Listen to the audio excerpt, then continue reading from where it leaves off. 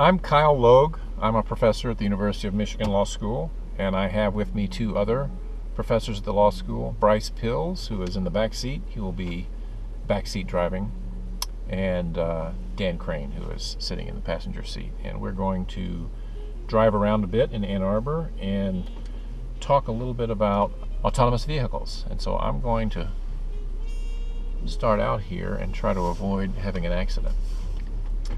One of the great things about automated vehicle technology is it has a real potential to lower the incidence of traffic accidents by a very substantial amount. It's one of the things we're all hoping may happen with autonomous vehicles, is that roads will become a lot safer. It's amazing though, for as safe as these should make us, there's a lot of discussion about what would happen if there was an accident and who would be liable. So that pickup just came in front of us right now. What do you guys think would happen if this was an automated vehicle, it had actually pulled out and made a mistake and we were hit by that car? I guess the traditional way of thinking about that would be to figure out who was at fault. Was there a component manufacturer who had improperly designed the product? Was there a standard that had been implemented in a way that was inconsistent with vehicle safety? But one could also think about making something like no-fault insurance the rule, and simply figuring out the injuries to us and to the other drivers and paying us according to our injuries. And now the question will be to what extent that liability will be attributed to other parties, either the maker of some piece of hardware that's inside the automobile, or maybe the designer, programmer of the algorithm that makes the choices about what to do. There's been some interesting discussions about this. The difference, of course, with an algorithm whose job is to make decisions about what to do in difficult situations, what choices to make when confronted with different possible driving choices, is that it needs to be programmed in advance. There'll be forethought about every conceivable situation. And this could have implications for the liability treatment of it. I mean, you could imagine a similar kind of analysis where a court, after the fact, hauls in the programmer and says, so tell me,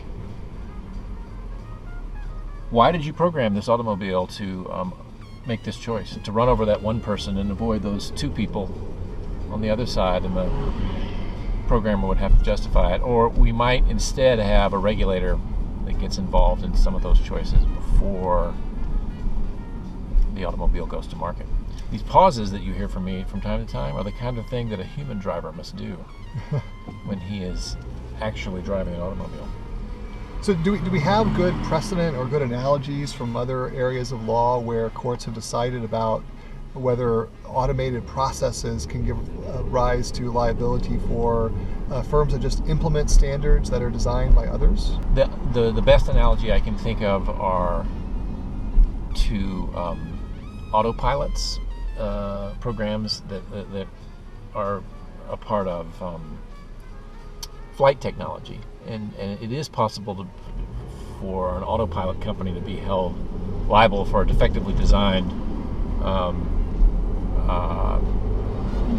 autopilot program. But the real question, the real difficulty, is in the interface between human action and the automated system. With most types of automated vehicle technology, at least for the near future, there will be some kind of interface. So there'll at least be a switch to turn on the automated driving technology, or there will be a toggle, or there'll be some kind of app that you press, and then perhaps a switch to turn it off. And so whenever there's that kind of interface, they'll raise the kinds of questions that you could imagine, such as whether the person was reasonable in turning on the automated vehicle. I imagine that's going to be a source of liability for a while. So, for example, a person might be a person who is impaired or drunk, and had taken the steps of turning off the automation. That might add to their liability as well. So you can imagine that the rules are that under certain circumstances, use of automated technologies was the only reasonable choice that a person should have taken. Right. Certainly, I can imagine it would be unreasonable to turn off your automated technology under certain circumstances, and people might make that choice. And then that would be the source of the liability issue. It might be a jury question as to what is reasonable behavior. You could, over time, sometimes in tort cases, courts develop rules of thumb, or there are enough juries decide that a certain kind of behavior is reasonable that courts begin to decide as a matter of law there's certain behavior that's reasonable. That means every person should turn on the automated driving under certain circumstances. I suppose over time, though, we're talking now about systems that are partly automated or sort of selectively automated. I suppose over time that the real objective is complete automation, so vehicles that run without any intervention of a human pilot altogether. How close are we to that happening? Well, I think Google seems to be the furthest ahead, and that is their publicly stated ambition is to broadly deploy vehicles that don't require a driver and don't rely in any way upon the driver needing to be vigilant and able to take control of the car. So one interesting question with that is, will those cars even be allowed under state regulations? So various states are passing regulations related to the deployment of autonomous vehicles, and California's draft regulations actually require a licensed operator to be in the car capable of taking over, which would really impact Google's business model going forward. Yeah, you have to kind of think that those kinds of regulations and statutes are just intermediate to the place where we get to full automation. And it's hard to think that in 10 or 20 years, if the technology is available that allows for complete automation of vehicles and there are demonstrated safety and performance superiorities as compared to a human driving, it's hard to think that the states would not, under those circumstances, allow it. I suppose the difficult question is, how do we get from here to there, which is how do we transition from a current set of laws that are very concerned with system failure and the impact of accidents occurring because of computer breakdown effectively. How do we get from there to a system where we can get to what everyone thinks is the gold standard, which is complete automation with all vehicles talking to all their vehicles on the road? I think an obstacle to getting from here to there will be just the cost of the infrastructure investments. It's my understanding that fully autonomous vehicles have different models. The Google model is one where the car is fully self-contained. It's reading its surroundings and speaking to other cars, but the Google automated vehicles that operate in California don't have to have special sensors built into the roads or into the infrastructure. But I think there are other automated vehicle models that will require more infrastructure investment, and that's a cost that either the federal government would have to pick up or state governments, and it's not clear that they'd be willing to do that yet, what the motivation would be. There needs to be a push from somewhere. It could be from drivers, although it's hard to see. So I need to stop here and let these people walk across. Hopefully an automated vehicle would have stopped and not taken out those pedestrians. I have a question about this. So automated vehicles will be programmed to follow the law, presumably, right?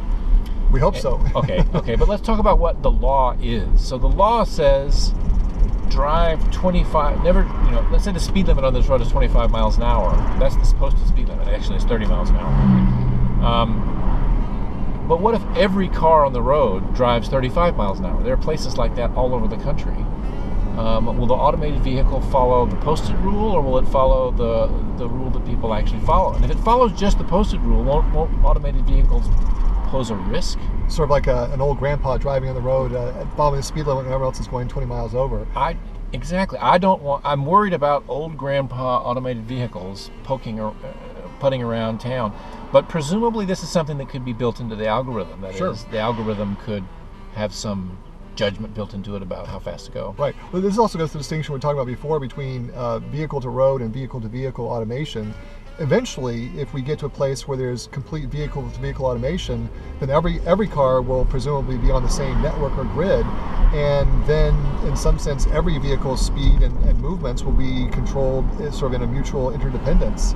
I think that's the environment where we think that the biggest gains to safety and efficiency will be is when every car, in some sense, is in coordination with a network and following the same set of principles and guidelines. And so for example, if it starts snowing, then automatically all the vehicles on the road would be slowed down or drive under different kinds of rules. But that also creates a much greater need for everyone to be on the grid. As long as a single car is not interconnected with all the other cars, you can't get sort of the full benefits of sort of a network level of safety and coordination.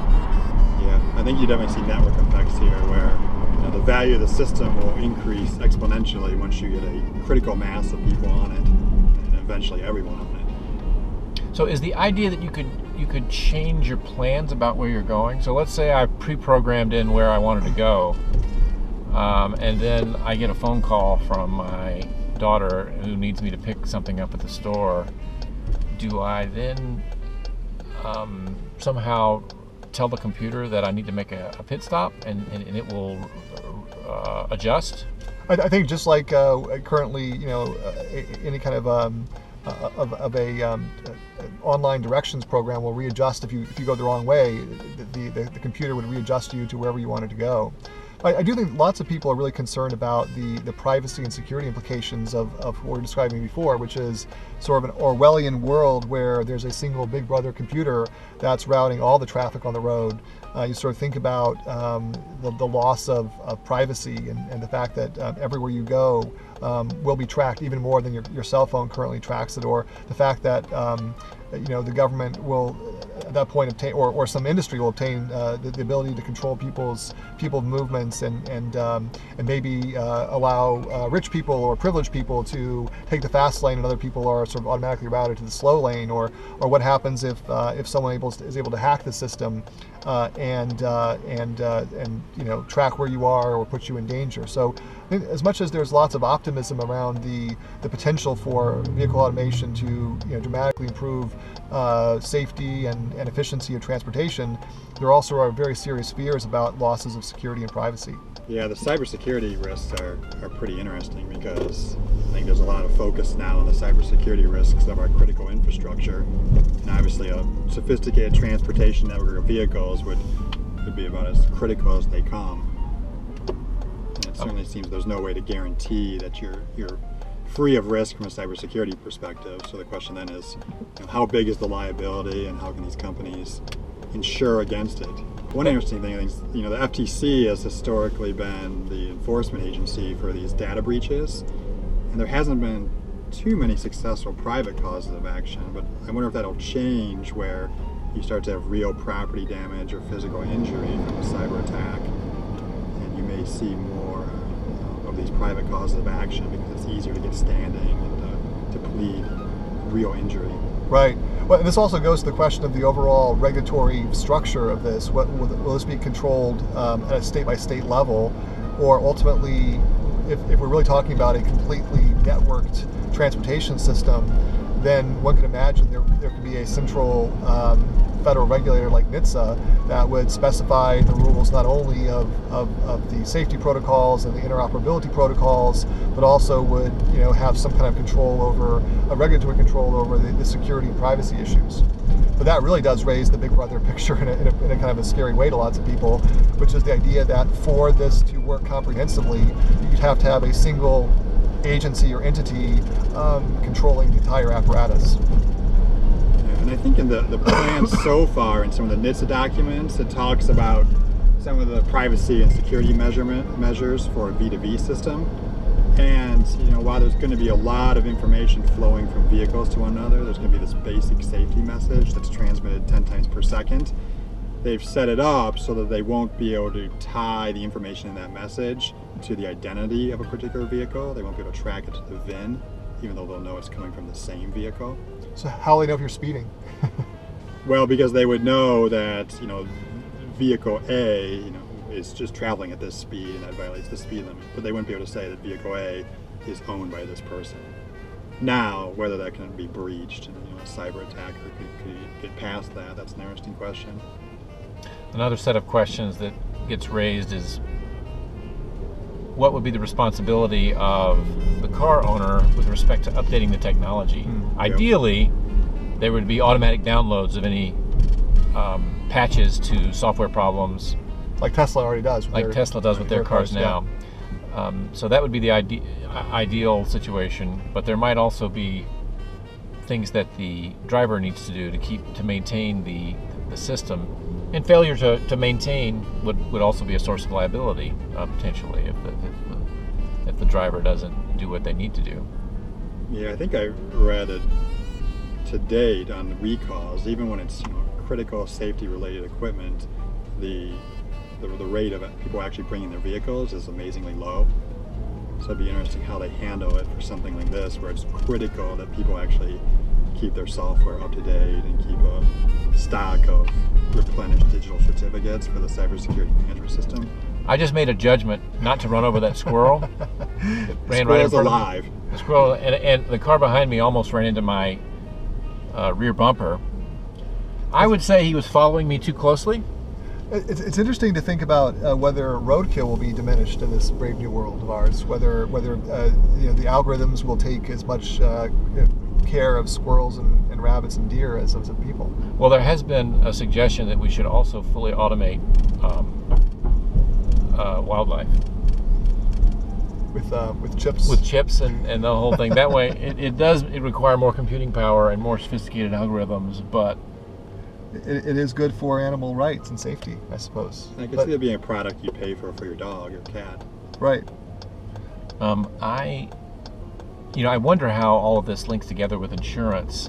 So, for example, I can think of a lot of different ways that insurance pricing would be made more precise and more sophisticated, and in some ways more scary, right? Because your insurance premiums, if the insurance company gets access to all the same information that the regulator has, or at least a lot of the information, then they will be able to charge you rates that reflect more closely what your risk is.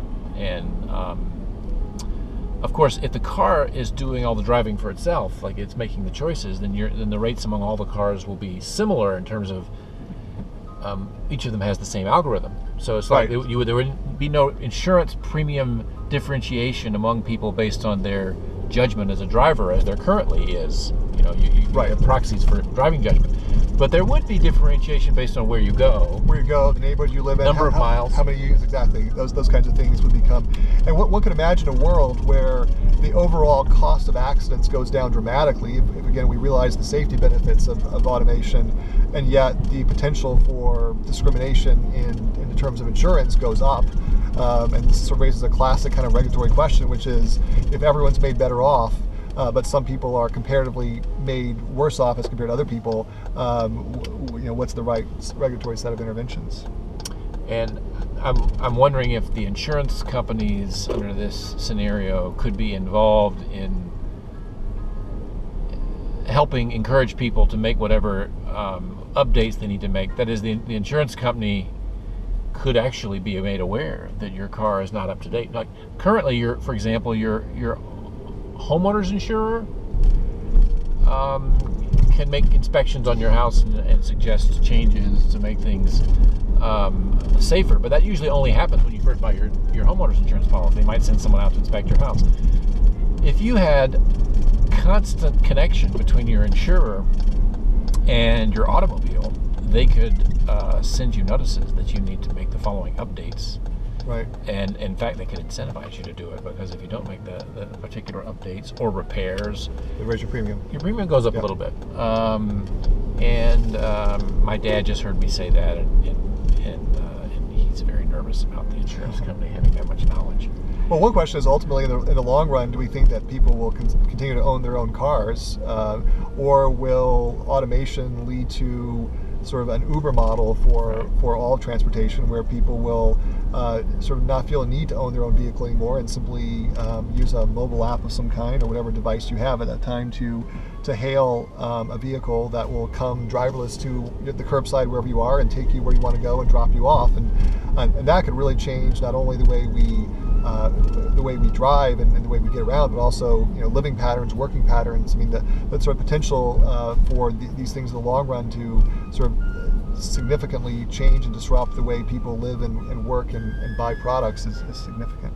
So this is how I imagine my children or my children's children will get around in automobiles. They will use an app, and they'll touch a button. They need to go somewhere, and they'll speak into their phone or to their watch or into their hand, and call a car to come pick them up and take them somewhere. And when I tell this to my kids, it doesn't sound crazy to them. It sounds like the next step. When I tell this to anyone who grew up in my era, where getting a driver's license when you turned 16 was a really big deal, Rite of passage, and where driving on the road is something you might do for fun. This does not sound like a positive development. And that ride-sharing service that your kids will summon, will that be run by the city, do you think, or the municipality, or do you think that'll be run by a private company? This is a good question.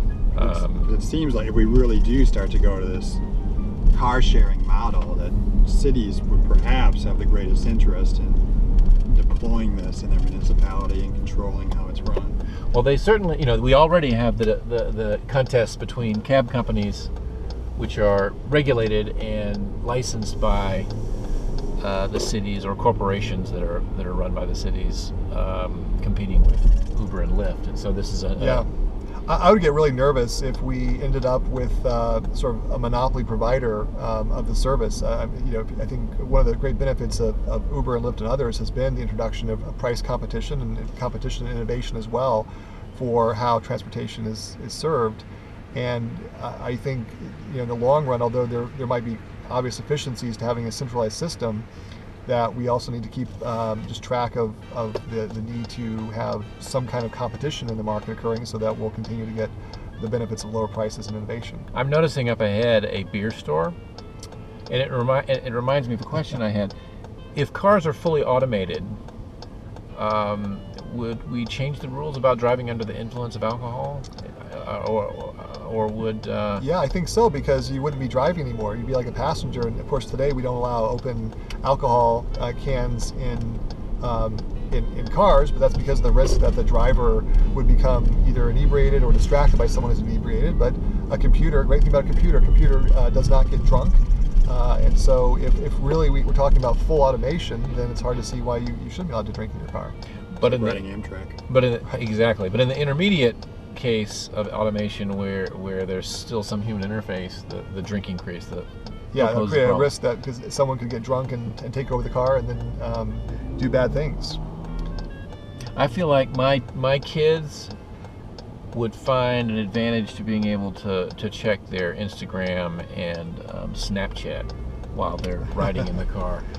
They know that it's forbidden now when they're driving, but in an automated vehicle, it would open up the opportunities, or even watching movies. Absolutely, yeah.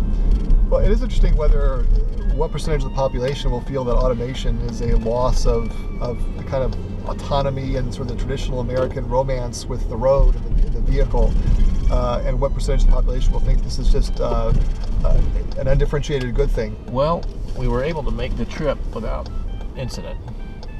Do you think we answered any questions? I don't know. Do we have any other questions? Where should I park the car? Does she have an in-law? She has a blue pass. So you can't park. Can't park it here, but I'm going to leave it. You'll leave it where I found it, I guess. Leave it where I found it. And make it Alex's problem. And make it Alex's problem. He is wondering. Oh, there he is. He's wondering where we were. In the ride-sharing model, this problem goes away. Yeah, exactly. This is exactly an illustration of... Right now we're looking for a parking space and can't find one, and in the world of ride-sharing, we just tell the car to go on its way. Thank you for your service, car. See you next time.